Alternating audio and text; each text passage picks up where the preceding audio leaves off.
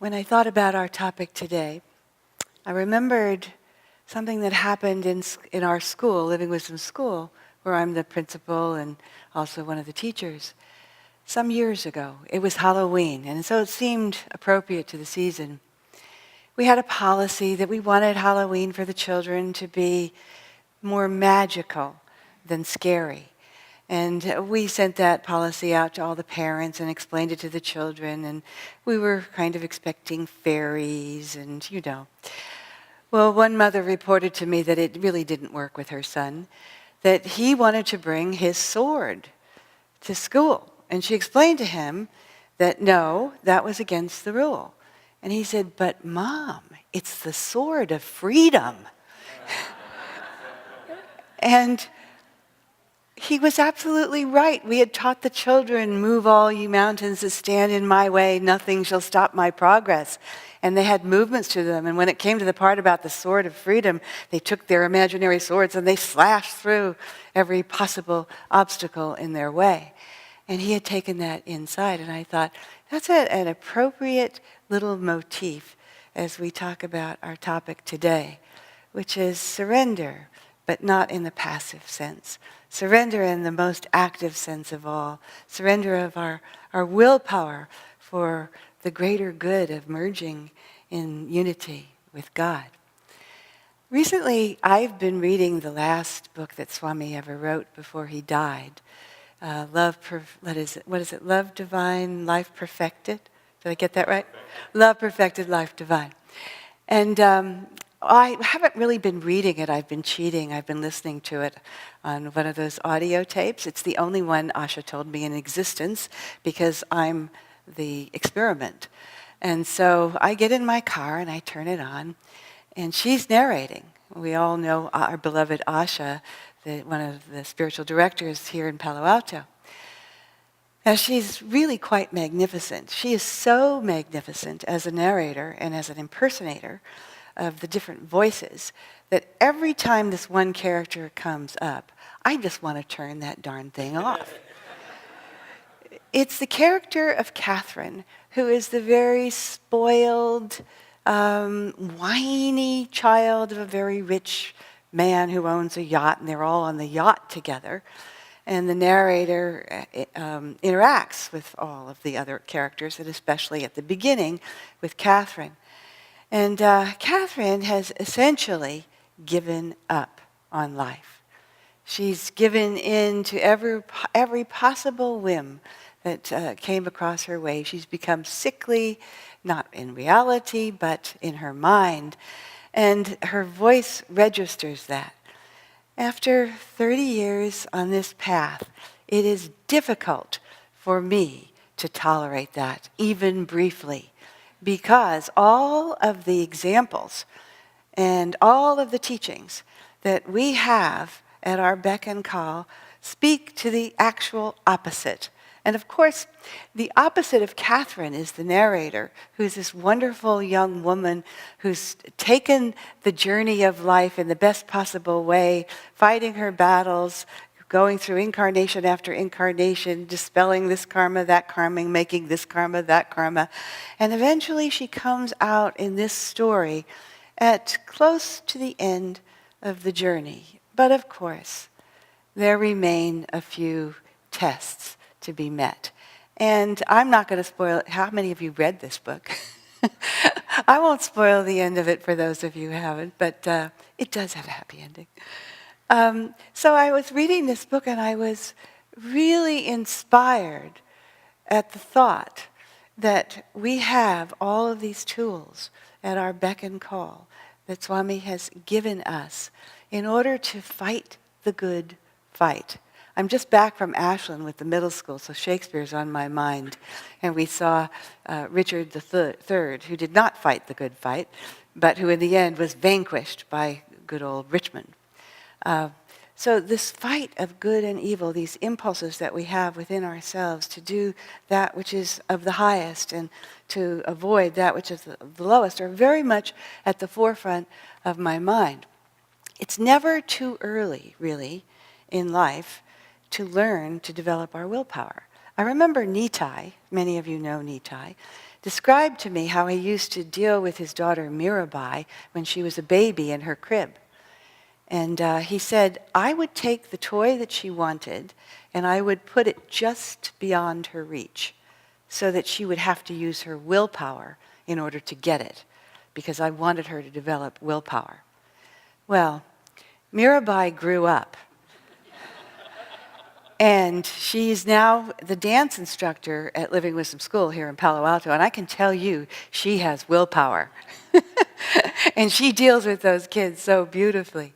I remember when my daughter Maria was around 5 or 6 years old.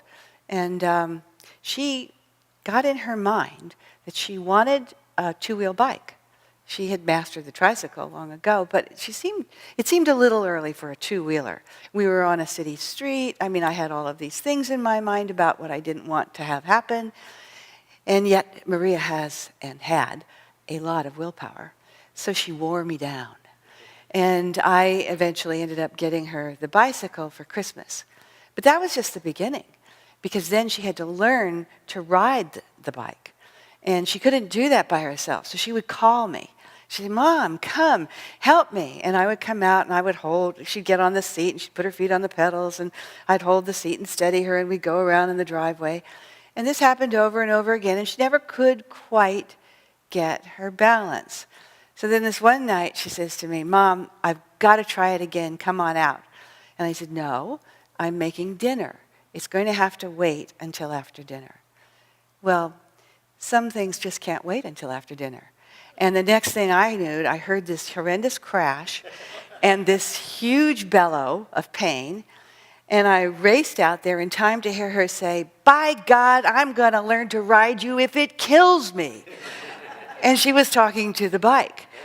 And I thought, well, that's not such a bad thing. And by God, she did learn to ride that bike, which was her passport to a little more freedom. Because on the bike, she could go around the corner with the older kids, and it was a safe cul-de-sac, and they could ride to their heart's content. So, willpower, we like it if it's used for the good, but one has to hone that ability to direct it in the right way. And sometimes there's that sense of, oh, it's just too much.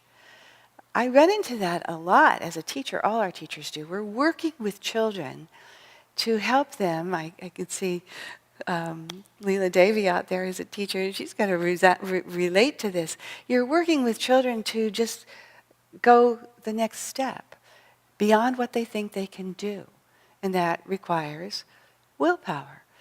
And I remember, there's so many stories I could share, but there's this one that really, really stands out, of a young boy whose parents were so very worried about him. They showed up in my office one day, this is years ago, and they told me the story. They were both very accomplished attorneys. They had 3 sons. The other 2 were gifted in all ways, many ways, but the middle son was having a hard time at a very elitist private school over in the East Bay. And he was not only unhappy, but he was feeling defeated. And they were terribly concerned. So I said, well, let me talk to him.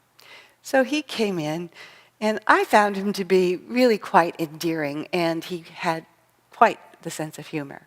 So I thought, okay, you're going to take a chance. We'll see what we can do with this young man. And he came. Gary had him in his middle school class for 3 years. It turned out that he not only had a little sense of humor, he had a big sense of humor. He was a comedian in the style of Robin Williams, where he could just get those one-liners out there. He would go into these impersonations. On one second, he would be an Indian pundit, and the next second, he'd be Macbeth, and he would pull it off with perfect tone. One day, Gary told me he was sitting in the back of the classroom as this young man was up giving a presentation. And the class was tittering and cracking jokes and laughing. Gary's wondering, what's going on here? All of a sudden, he realized that our young student was impersonating Gary. And so there was tremendous intelligence and wit there, and yet he had dyslexia. And the dyslexia was holding him back.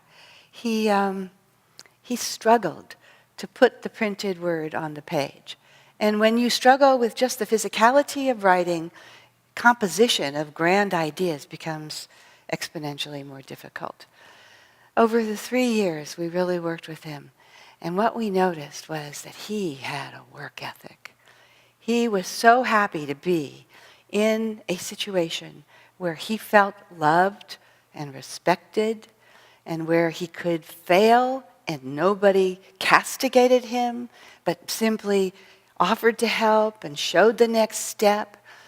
And he came through with flying colors. By the time he was in the 8th grade, he was one of the best writers in the class. He did the math. He went to high school, and in his senior year, I got a call. Said, Helen, I just got accepted at Stanford. And he said, I am so grateful to you and to Living Wisdom School, because it's because of you that I could do this. Now, that's not exactly true, but it's partially true. It was the combination of us all working together and putting our willpower towards a goal, and that was the support and the recognition that this was a soul who was one day going to merge in God willy-nilly, whatever happened in between, and that it was our jobs together to team up and together exerting our will, push forward ever more, ever more. So that's one example, friends. I could tell you so many examples of willpower coming into play with students. I'd like to get this right better. In our school, there's I had another thought there. Peter. Oh, I know. Recently, I came across a weightlifting program. And I know everybody gets in their mind these big bruiser guys and lifting weights, but that's not it at all. This is called the perfect workout. And I thought to myself, this is the perfect metaphor for what we're talking about today, which is how to use willpower. So in the perfect workout, they figured out that if for 20 minutes you exercise various parts of your body by lifting weights, either lifting or pulling or pushing, whatever it is, and you do it, each set of muscles, for 2 minutes to the point of muscle failure, that the brain registers that and activates the neurons that send chemicals to that muscle to make it stronger. And it actually works. And if you do that over a period of time, you can get strong, and you can lose weight too. And your cholesterol goes down, and your life expectancy goes up. So, I mean, it's a win-win-win-win. And what we're really talking about here with willpower is the same thing, that built into the equation of developing willpower is failure. I don't know why we get so excited when we fail, but that's part of the goal. So we exert our willpower until we can do it no longer. And then we fail. A saint is a sinner who never gave up, right? They experience failure after failure after failure. Unless you're dealing with an avatar. And then even the avatars, they come in and they model for us that learning process of exerting their willpower, coming up against something, stepping back, then going again. Master as a baby, well, he had a lot of will. Remember the story in the autobiography of a yogi where he simply wouldn't settle down at night because he wanted this special hard orange candy? And his mother sent his father out in the middle of the night to wake the shopkeeper to get the candy to appease the child. And as an American mother, I thought, wow, that's really beyond. But now after teaching for these last 40 years, I kind of understand it. And then later on, he honed the direction of his will, modeling for us always. Remember when he was with the Blessed Mahashaya, Master Mahashaya, and Mahashaya was in communion with Divine Mother. And Master wanted so much to have an experience of Divine Mother in that moment that he just threw himself on Master Mahashaya and begged, oh, please intervene for me with Divine Mother, that I might have the experience of her too, that she might come to me. And Master Mahashaya said, no, I'm not going to do it, but Master would not give up. And he kept after him and after him. It reminded me of my daughter Maria. And he finally agreed, all right, I will pray, I will intervene for you.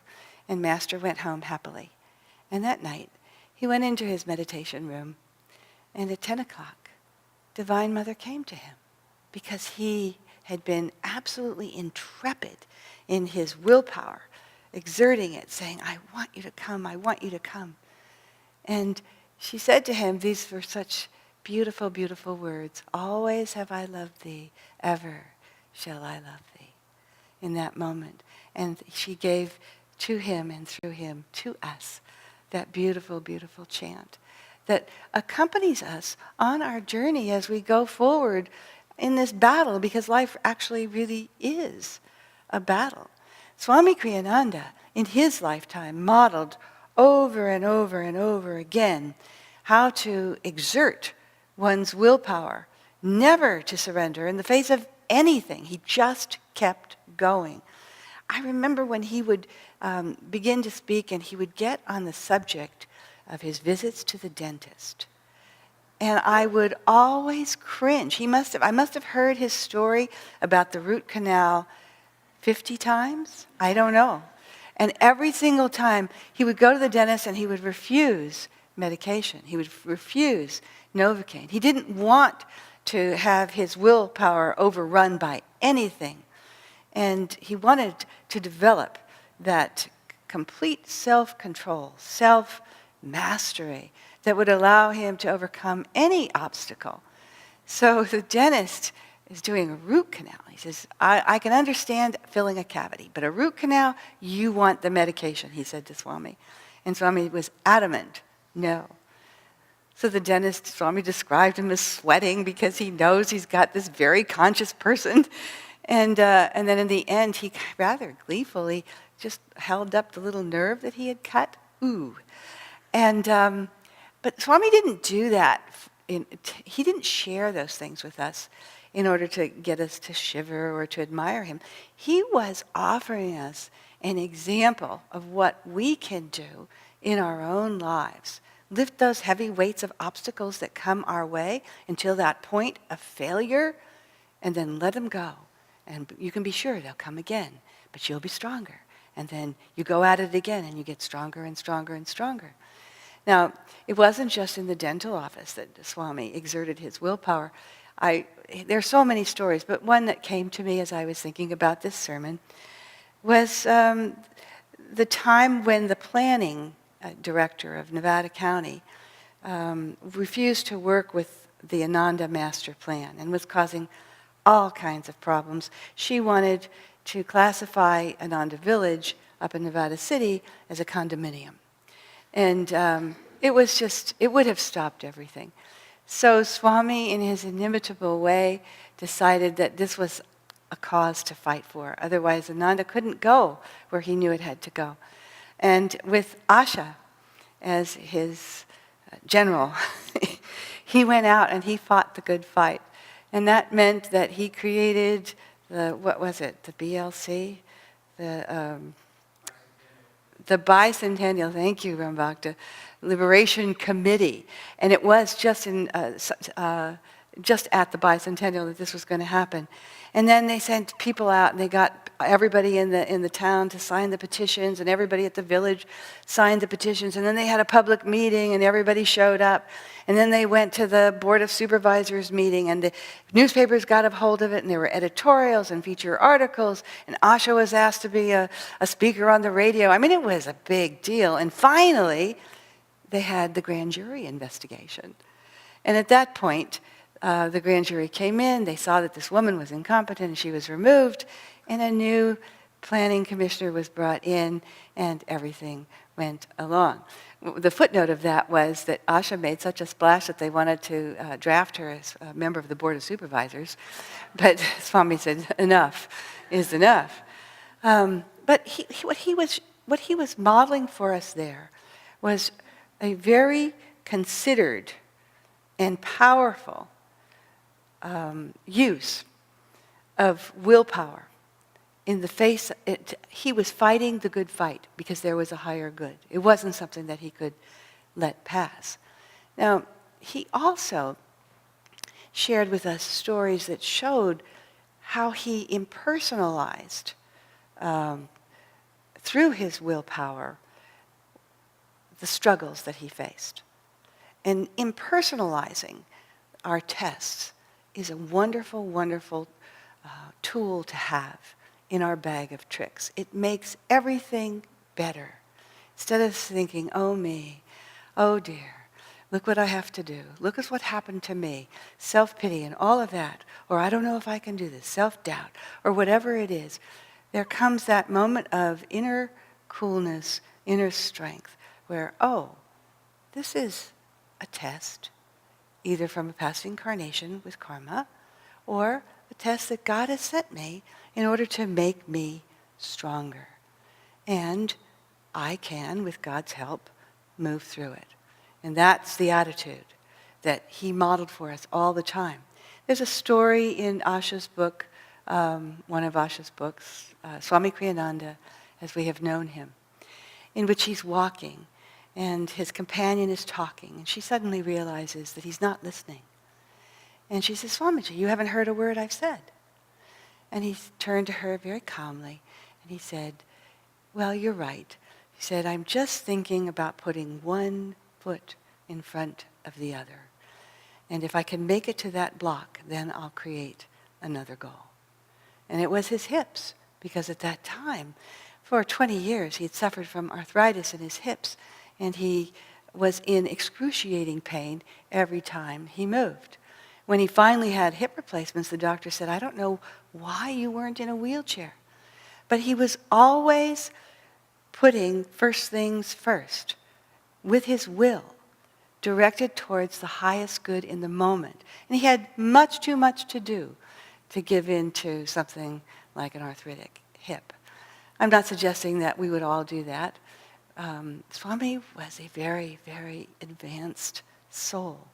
But it's a worthy goal. It's something for us to strive for.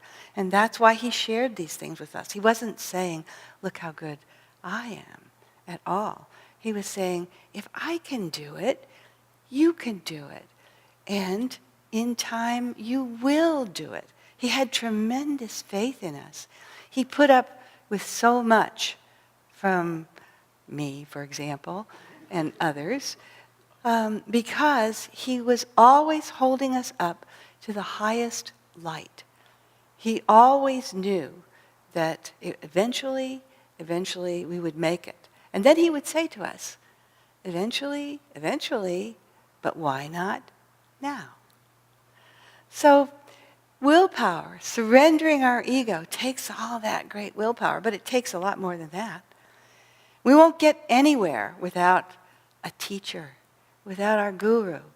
And I would bet that everybody out there who's part of Ananda counts as one of the greatest days of their life, as one of the most blessed days of their life, the day they came and became a part of Ananda. I remember my own, and there was a wonderful little footnote to it that I had no idea about, but it was September 12th, over 30 years ago, and I came to Ananda, and then I found out that that was the exact same day that Swamiji came to Master, some 35 years previously.